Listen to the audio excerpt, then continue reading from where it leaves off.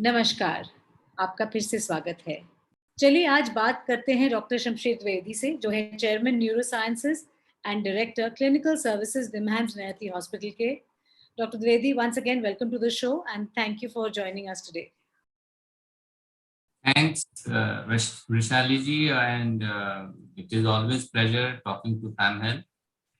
Migraine headaches के लिए या हेडेक्स के लिए अलग अलग डॉक्टर्स होते हैं, और do we go to, because you could actually even go, अगर आप ईएनटी के पास भी जा सकते हैं, आप आंखों के डॉक्टर के पास भी जा सकते हैं, आप न्यूरोलॉजिस्ट के पास भी जा सकते हैं। तो क्या हम खुद बता सकते हैं कि किस डॉक्टर के पास पहले जाना चाहिए to avoid going to multiple doctors if we know कि किस तरीके का पेन हो?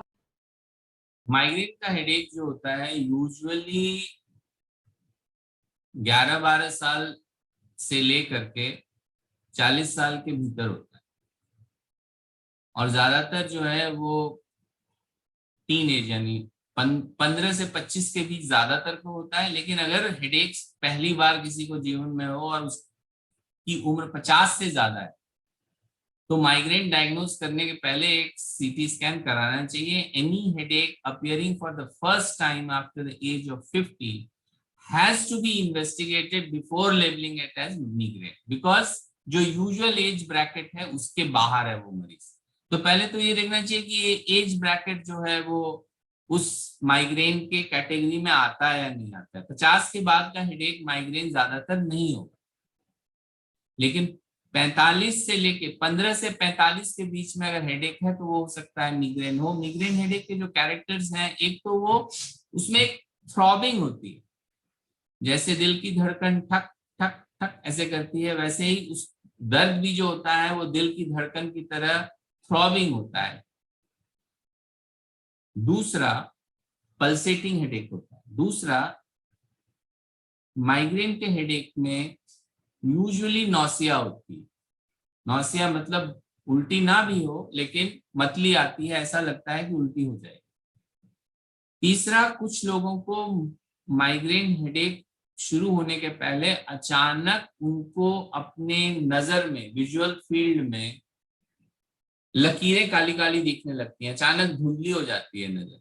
उसके बाद सर दर्द शुरू होता है, थ्रॉबिंग होती है, वॉमिटिंग होती है, और रोशनी और आवाज खास करके बहुत बुरी लगती है। उस समय किसी भी प्रकार की आवाज या रोशनी वो बुरी लगती है। लेकिन माइग्रेन का हेडेक यूजुअली 24 घंटे के भीतर सेटल हो जाता है। अगर हेडेक 24 घंटे से ज्यादा रह रहा है तो फिर आप अपने सिर से माइग्रेन समझ करके ट्रीट ना करें। बहुत से लोग दर्द की गोलियां खा लेते हैं, और जो माइग्रेन के पेशेंट्स, अगर सरदर्द माइग्रेन के पेशेंट्स में हफ्ते में एक बारी से कम हो रहा है, जैसे महीने में 2 बारी हो रहा है, तो चिकित्सक उनको यही कहेंगे कि आप जब दर्द हो तो ये दर्द की गोली खा लें, और कुछ डूज एंड डोंट्स हैं वो फॉलो करें। ज्यादातर जनरल प्रैक्टिशनर्स माइग्रेन को डायग्नोज करने में सक्षम होते हैं, और माइग्रेन के पेशेंट्स की संख्या इतनी ज्यादा है कि अगर हम माइग्रेन के पेशेंट्स को न्यूरोलॉजिस्ट अगर सिर्फ देखना शुरू करें तो कभी सारे पेशेंट देखे ही नहीं जा सकते, इतनी ज्यादा है संख्या सोसाइटी में। तो पहले आपको अपने जीपी के पास जाना चाहिए, और अगर माइग्रेन, वो कहते हैं कि ये माइग्रेन तो है लेकिन वो कंट्रोल नहीं हो रहा है, सरदर्द काबू में नहीं आ रहा है, तब आप न्यूरोलॉजिस्ट के पास जाएं। IENT इन स्पेशलिटी से कहानी शुरू नहीं होनी चाहिए, नहीं तो कंफ्यूजन हो जाता है। पहला जो कांटेक्ट पॉइंट है वो आपका जनरल फिजिशियन होना चाहिए, और उसके बाद न्यूरोलॉजिस्ट होना चाहिए। और ये दो अगर कहें कि आपको ENT, आई या और किसी स्पेशलिटी की जरूरत है तो आप उसके हिसाब से जाएं। और इसमें सिर्फ IENT नहीं, डेंटल सर्जन, ऑर्थोपेडिक सर्जन, इन सब का इन्वॉल्वमेंट हो सकता है। लेकिन वो क्रॉस रेफरल या तो जीपी करेगा या न्यूरोलॉजिस्ट करेगा। अगर जीपी को समझ में नहीं आएगा तो वो ऑटोमेटिकली न्यूरोलॉजिस्ट के पास रेफर कर देगा पेशेंट। लेकिन अगर आपको आराम आ गया है जीपी के इलाज से तो आप वहीं पे टिके रहें। डॉक्टर द्विवेदी, ये माइग्रेन के causes are they always regular या कोई सिवियर कॉजेस की वजह से भी जो हेडेक होता है उसको माइग्रेन भी बोल सकते हैं? कई बार जैसे मैंने माइग्रेन के लिए कुछ बताया कि 50 के बाद माइग्रेन शुरू नहीं होता है, 24 घंटे से ज्यादा सर दर्द नहीं रहता है माइग्रेन में।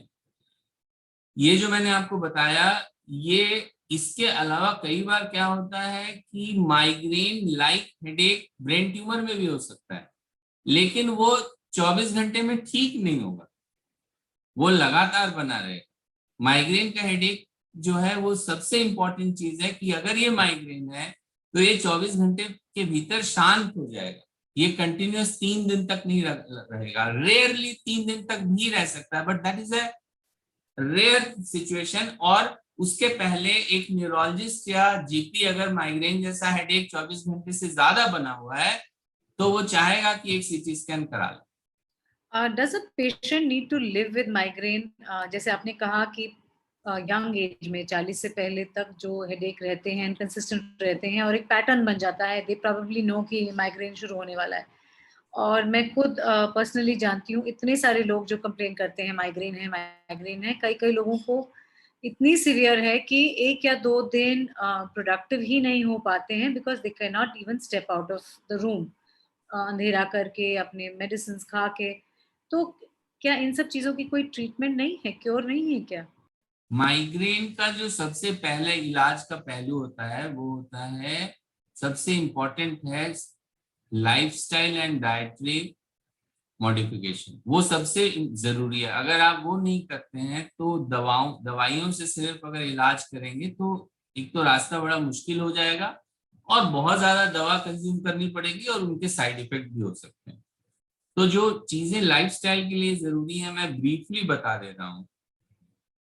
वो ये कि तेज धूप से बचना है, बहुत देर तक खाली पेट नहीं रहना है, आपके खाने का समय निश्चित निर्धारित होना चाहिए, फिक्स्ड होना चाहिए, उसी समय आप अपना खाना खा लें। ब्रेकफास्ट लंच एंड डिनर भले ही क्वांटिटी मात्रा कम हो, लेकिन खाना है रेगुलर इंटरवल में, breakfast lunch dinner at least 3 times a day. तीसरा, आपका सोने का टाइम भी फिक्स होना चाहिए, वो आप डिसाइड कर लें, 8 9 10 11 12 1 2 जो भी टाइम आप डिसाइड कर लें। आपका स्लीप साइकिल डिस्टर्ब नहीं होना चाहिए, रोज उसी समय आपको सोना है। चौथा जो है वो कुछ खाने के रिस्ट्रिक्शंस हैं, जैसे चीज, Chinese, chocolate, too much of T और कॉफी, टेट्रा पैक में जो खाना होता है जिनमें प्रिजर्वेटिव्स होते हैं, वो पनीर या दही जो 24 घंटे से ज्यादा पुराना हो जाता है, घर का बना हुआ फ्रेश ठीक है लेकिन पुराना नहीं होना चाहिए। सो चीज नहीं खा सकते हैं, पनीर खा सकते हैं बशर्ते वो फ्रेश हो। उसके बाद जितने भी ये मीट प्रोडक्ट्स होते हैं जिनकी सीजनिंग होती है, जो पैक्ड होते हैं, वो भी सर दर्द का कारण होते हैं। उसमें नाइट्रस ऑक्साइड बन जाता है जो कि सर दर्द करता है। उसके बाद बहुत ज्यादा ठंडी या गर्म हवा आपके सिर में लगेगी तो भी माइग्रेन ट्रिगर होता है। तो बहुत से लोग ये नहीं समझते हैं कि उनके वर्क प्लेस या उनके घर पे जो एसी है या हीटर है उसकी हवा डायरेक्टली सिर पे लगेगी। एसी चलाना ठीक है, हीटर भी चलाना ठीक है, लेकिन उसका जो ब्लो है वो आपके सिर पे नहीं आना चाहिए एयर का। अगर वो होगा, आप कार में बैठे हैं, आपने एसी का वेंट अपने चेहरे की तरफ कर लिया, माइग्रेन का ट्रिगर हो सकता है। उसके बाद सर को झटका किसी भी प्रकार का लगेगा, आप सीढ़ियों पे चढ़ रहे हैं, दौड़ते भागते चढ़ रहे हैं या उतरते दौड़ते हुए उतर रहे हैं, अगर फास्ट उतरेंगे तो बॉडी को, सिर को जर्क लगेगा, वो जर्क जो है वो माइग्रेन का ट्रिगर हो सकता है। एक चीज और, जो नींद की मैंने कहा कमी या स्लीप साइकिल डिस्टरबेंस, ये तो एक कारण है। Excess of sleep also causes migraine, can also trigger. इसलिए बहुत से लोग जो सैटरडे को सोचते हैं कि हम संडे देर से उठेंगे, लंबी नींद, कैचअप स्लीप करेंगे, they are more prone and vulnerable to get episodes of migraine the next morning when they get up. इसलिए जरूरी है कि नींद आपकी अगर 8 घंटे की है तो वो एक निश्चित समय पे ही रोज होनी चाहिए। ये कुछ जो मैंने कहा ट्रिगर्स, इन ट्रिगर्स को अगर आप अवॉइड करते हैं तो शायद आपको दवा की आवश्यकता कम पड़ेगी। और मैंने देखा है जो डाइटरी रेस्ट्रिक्शंस और लाइफस्टाइल रेस्ट्रिक्शंस को फॉलो करते हैं, एक चीज और मैंने खाने में एक चीज और भूल गया, alcohol, alcohol also triggers migraine. जो लोग इन रेस्ट्रिक्शंस को फॉलो करते हैं उनको दवाओं की जरूरत कम होती है, SOS medication which are mainly painkillers and some other SOS migraine drugs, वो जो उनकी आवश्यकता है कम पड़ती है।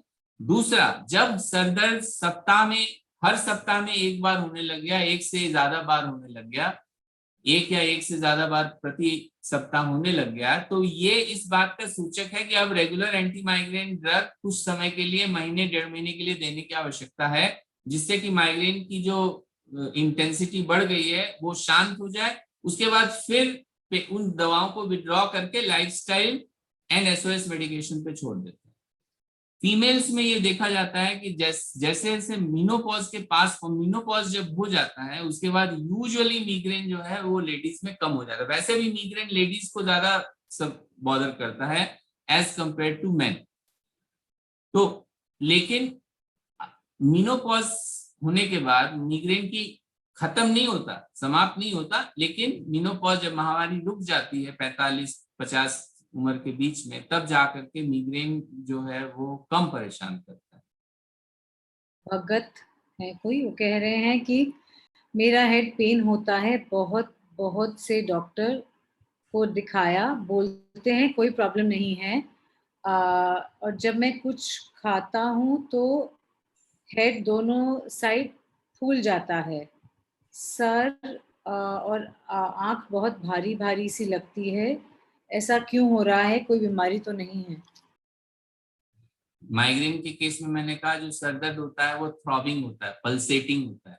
वो जब पल्सेशन होता है तो दोनों तरफ अगर आप उस समय उंगली अपने यहाँ पे रखें तो जो आर्टरी है, खून की जो नली है, धमनी है, वो ठक ठक ठक इस तरह से पल्सेट कर रही होती है, जिसको बहुत से पेशेंट्स कहते हैं कि मुझे यहाँ पे स्वेलिंग सी फील होती है दोनों तरफ माइग्रेन में।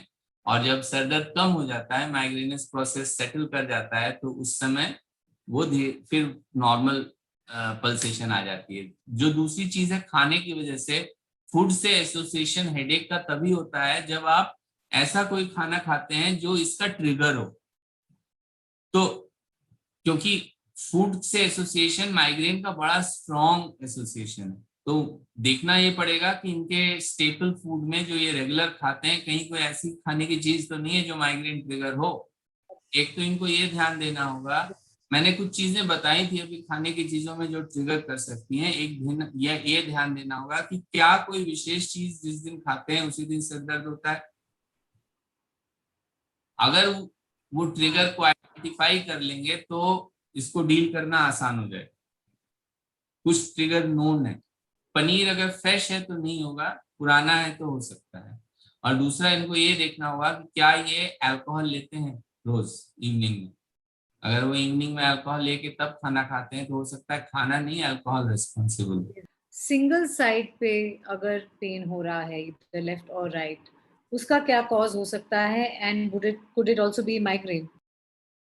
माइग्रेन के जो जो कॉमन, जिसको हम कॉमन माइग्रेन कहते हैं, वो यूजुअली दोनों तरफ होता है। लेकिन दूसरा एक माइग्रेन की वैरायटी है classical migraine. Classical migraine is usually the headache is on one side. और क्लासिकल माइग्रेन में ज्यादा चांस है, जो मैंने अभी कहा कि नजर धुंधली हो जाना, वो एक माइग्रेन के साथ, क्लासिकल माइग्रेन के साथ कॉमन है। सो क्लासिकल माइग्रेन में यूनिलैटरल हेडेक यानी एक तरफ का सर दर्द, throbbing, nausea, dislike for light and sound and these fortification lines, ये आंखों के ऐसा लगता है जैसे आप किसी टूटे हुए कांच के थ्रू जैसे विजन आती है उस तरह का, जैसे एक शीशा लगा हुआ है खिड़की में, अगर वो टूट गया, उसके उससे जिस तरह की विजन आती है चनके हुए शीशे के भीतर, उस तरह का विजन हो जाता है। तो ये क्लासिकल माइग्रेन है, इट इज वन ऑफ। लेकिन जो कॉमन माइग्रेन है, जो ज्यादातर लोगों को होगा, वो पूरे सिर में कभी राइट होगा, कभी लेफ्ट होगा, कभी दोनों तरफ होगा। लेकिन क्लासिकल माइग्रेन में यूजुअली एक साइड में होता है, और वो साइड भी यूजुअली सेम ही रहता है हर बार अटैक आता है। डॉक्टर दीदी, थोड़ी देर पहले आपने बताया कि माइग्रेन के इतने सारे पेशेंट्स हैं कि न्यूरोलॉजिस्ट देख नहीं पाएंगे, इतने ज़्यादा तादाद है हेडेक्स के प्रॉब्लम की. So is it culturally something that we are doing, or what is the problem? इतने माइग्रेन क्यों होते हैं हमारे देश में? माइग्रेन के एक तो ये कि हम लोगों के कंट्री में प्रोसेस्ड फूड बहुत ज्यादा खाने लगे हैं लोग. So processing of food is one of the reasons why migraine has increased in the community. जो दूसरी चीज देखी गई है कि migraine is more common in educated upper strata of the society and those who are intellectuals. It is less common in those who are blue collared workers. तो कहीं ना कहीं लाइफस्टाइल का इम्पैक्ट है, और जितना हम प्रोसेस्ड फूड खाएंगे, जितना हम अपने को, एक्चुअली क्या होता है, जो लोग इंटेलेक्चुअल्स हैं, अपर स्टाटा के हैं, वो अपने को नेचुरल जो एलिमेंट्स हैं उनसे दूर रख करके अपनी बॉडी को सेंसिटिव बना लेते हैं. तो थोड़ी सी तेज रोशनी, थोड़ी सी आवाज हमें बहुत परेशान करती है.